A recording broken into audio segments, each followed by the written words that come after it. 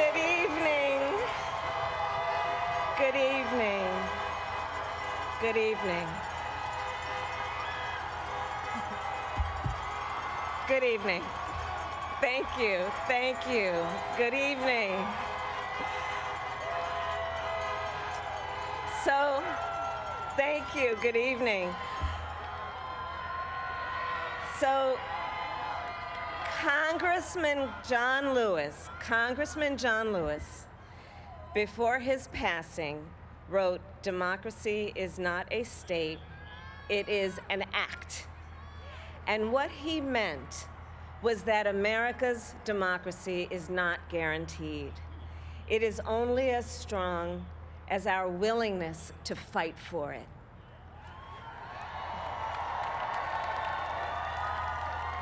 To guard it and never take it for granted. And protecting our democracy takes struggle, it takes sacrifice, but there is joy in it, and there is progress, because we, the people, have the power to build a better future.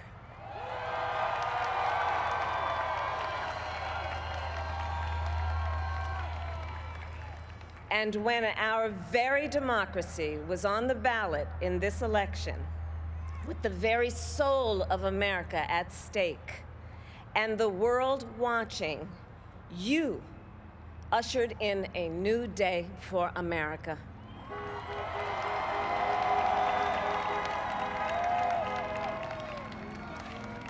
To our campaign staff and volunteers, this extraordinary team, thank you for bringing more people than ever before into the democratic process.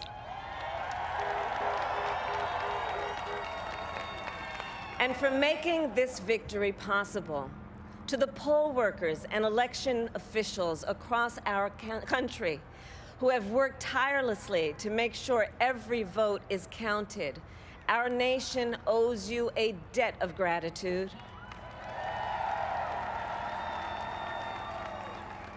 You have protected the integrity of our democracy. And to the American people who make up our beautiful country, thank you for turning out in record numbers to make your voices heard.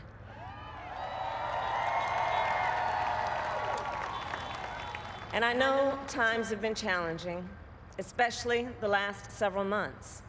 The grief, sorrow, and pain, the worries and the struggles. But we have also witnessed your courage, your resilience, and the generosity of your spirit.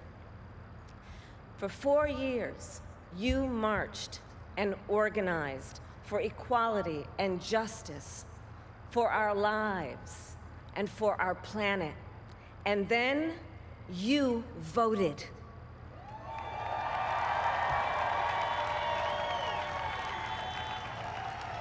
And you delivered a clear message. You chose hope and unity, decency, science, and yes, truth.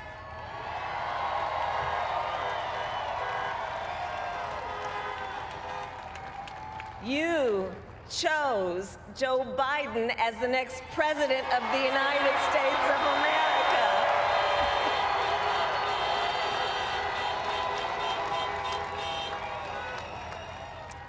And Joe is a healer, a uniter, a tested and steady hand, a person whose own experience of loss gives him a sense of purpose that will help us as a nation reclaim our own sense of purpose. And a man with a big heart who loves with abandon. It's his love for Jill, who will be an incredible First Lady.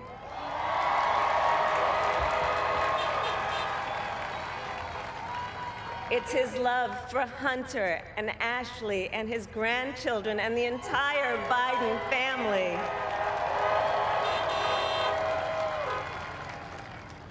And while I first knew Joe as vice president, I really got to know him as the father who loved Bo. my dear friend who we remember here today. And to my husband, Doug,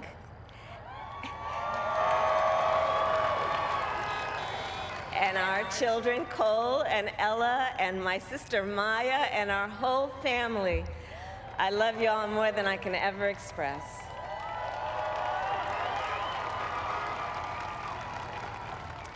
We are so grateful to Joe and Jill for welcoming our family into theirs on this incredible journey.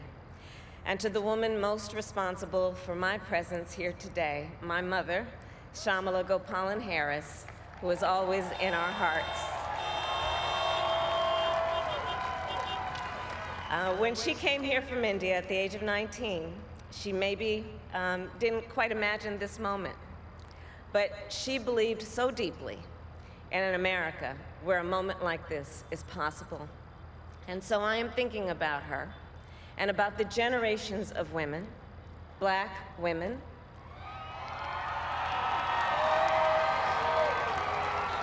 Asian, white, Latina, Native American women who throughout our nation's history have paved the way for this moment tonight. Women who fought and sacrificed so much for equality and liberty and justice for all, including the Black women who are too often overlooked, but so often prove they are the backbone of our democracy.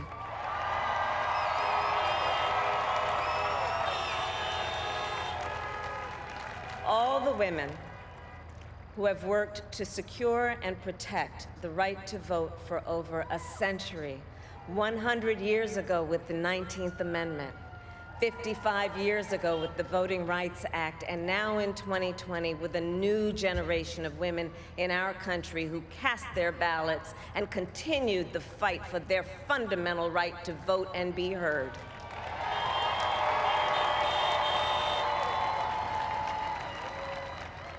Tonight I reflect on their struggle, their determination, and the strength of their vision to see what can be unburdened by what has been. And I stand on their shoulders. And what a testament it is to Joe's character that he had the audacity to break one of the most substantial barriers that exists in our country and select a woman as his vice president.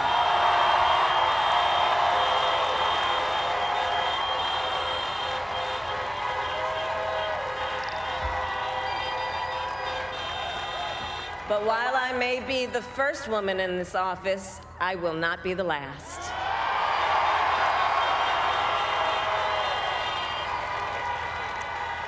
Because every little girl watching tonight sees that this is a country of possibilities.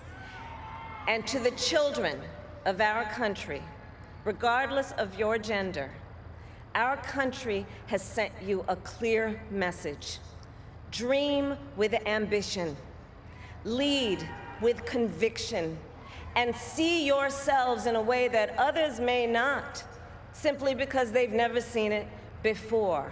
But know that we will applaud you every step of the way.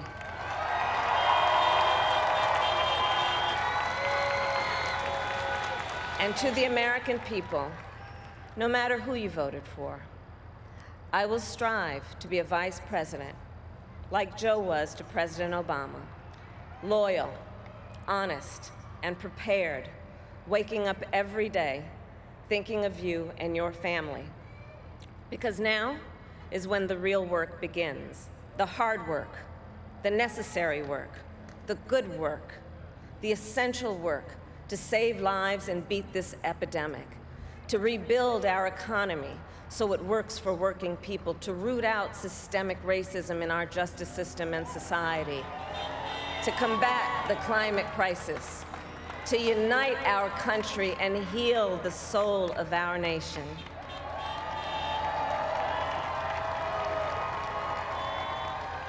And the road ahead will not be easy, but America is ready.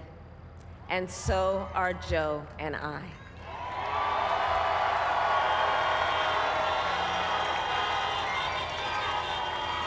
We have elected a president who represents the best in us, a leader the world will respect and our children will look up to, a commander-in-chief who will respect our troops and keep our country safe, and a president for all Americans.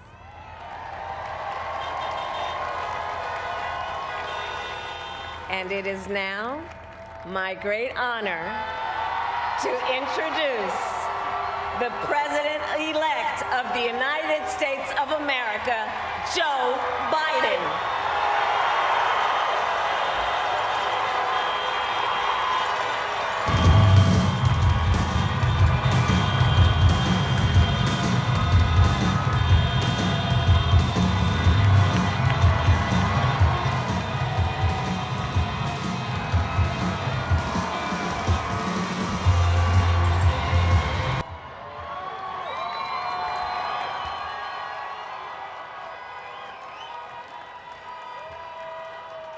Hello, my fellow Americans, and the people who brought me to the dance, Delawareans. I see my buddy Senator Tom Carper down there, and I think Senator Coons is there, and I think the governor's around. Is that Ruth Ann? And that former Governor Ruth Ann Minner. Most importantly, my sisters-in-law and my sister Valerie. Anyway.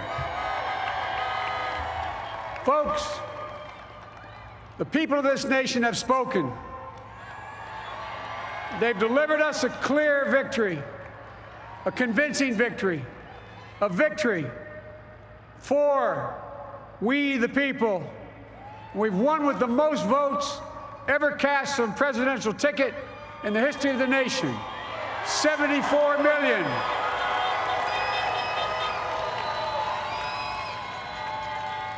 What I must admit has surprised me. Tonight, we're seeing all over this nation, all cities and all parts of the country, indeed across the world, an outpouring of joy, of hope, renewed faith in tomorrow, bring a better day. And I'm humbled by the trust and confidence you've placed in me. I pledge to be a president who seeks not to divide, but unify, who doesn't see red states and blue states, only sees the United States, and work with all my heart, with the confidence of the whole people, to win the confidence of all of you. And for that is what America, I believe, is about. It's about people, and that's what our administration will be all about. I sought this office to restore the soul of America, to rebuild the backbone of this nation, the middle class, and to make America respected around the world again, and to unite us here at home. It's the honor of my lifetime that so many millions of Americans have voted for that vision. And now, the work of making that vision is real. It's a task, the task of our time. Folks, as I said many times before, I'm Jill's husband. And I would not be here without her love and tireless support of Jill, and my son, Hunter, and Ashley, my daughter, and all our grandchildren, and their spouses, and all our family. They're my heart. Jill's a mom, a military mom, an educator, and she has dedicated her life to education. But teaching isn't just what she does, it's who she is. For American educators, this is a great day for y'all. You're going to have one of your own in the White House. And Jill's going to make a great First Lady. I'm so proud of her.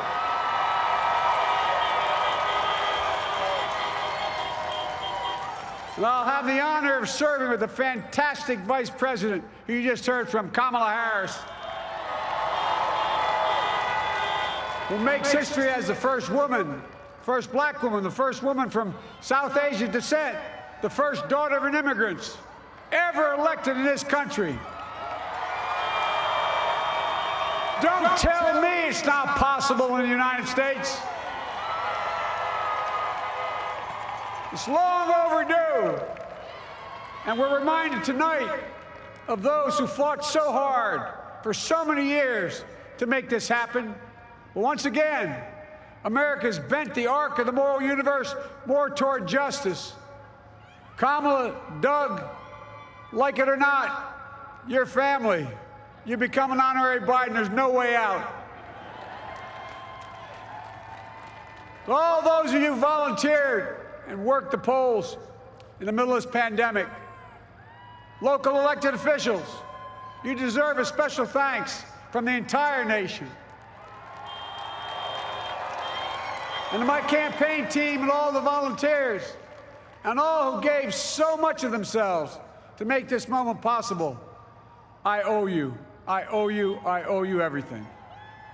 And to all those who supported us, I'm proud of the campaign we built and ran. I'm proud of the coalition we put together, the broadest and most diverse coalition in history. Democrats, Republicans, independents, progressives, moderates, conservatives, young, old, urban, suburban, rural, gay, straight, transgender, white, Latino, Asian, Native American. I mean it, especially those moments, and especially for those moments where this campaign was at its lowest ebb. The African-American community stood up again for me.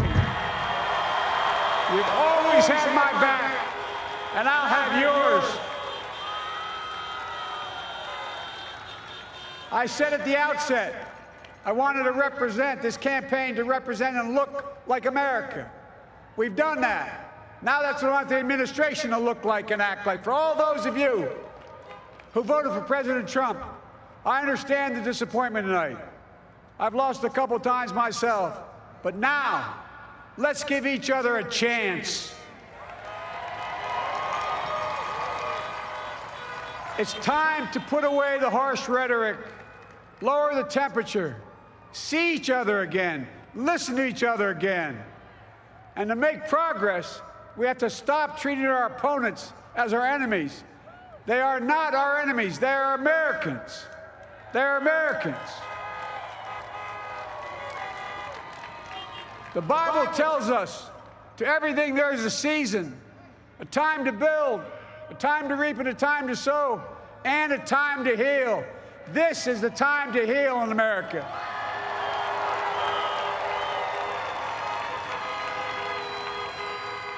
Now this campaign is over.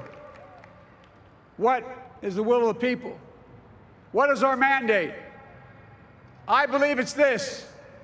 Americans have called upon us to marshal the forces of decency, the forces of fairness, to marshal the forces of science and the forces of hope in the great battles of our time. The battle to control the virus, the battle to build prosperity, the battle to secure your family's health care, the battle to achieve racial justice and root out systemic racism in this country, and the battle to save our planet by getting climate under control, the battle to restore decency, defend democracy, and give everybody in this country a fair shot. That's all they're asking for, a fair shot. Folks, our work begins with getting COVID under control. We cannot repair the economy, restore our vitality, or relish life's most precious moments, hugging our grandchildren, our children, our birthdays, weddings, graduations, all the moments that matter most to us until we get it under control. On Monday, I will name a group of leading scientists and experts as transition advisors to help take the Biden-Harris COVID plan and convert it into an action blueprint that will start on January the 20th, 2021. That plan will be built on bedrock science. It will be constructed out of compassion, empathy, and concern. I will spare no effort, none, or any commitment to turn around this pandemic. Folks, I'm a proud Democrat, but I will govern as an American president. I'll work as hard for those who didn't vote for me as those who did. Let this grim era of demonization in America begin to end here and now.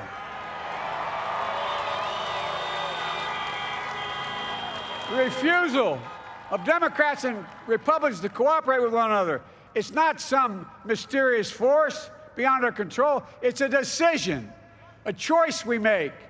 And if we can decide not to cooperate, then we can decide to cooperate. And I believe that this is part of the mandate given to us from the American people. They want us to cooperate in their interest. And that's the choice I'll make. And I'll call on Congress, Democrats and Republicans alike, to make that choice with me. The American story is about slow yet steadily widening the opportunities in America. And make no mistake, too many dreams have been deferred for too long. We must make the promise of the country real for everybody, no matter their race, their ethnicity, their faith, their identity, or their disability. Folks, America has always been shaped by inflection points, by moments in time where we've made hard decisions about who we are and what we want to be.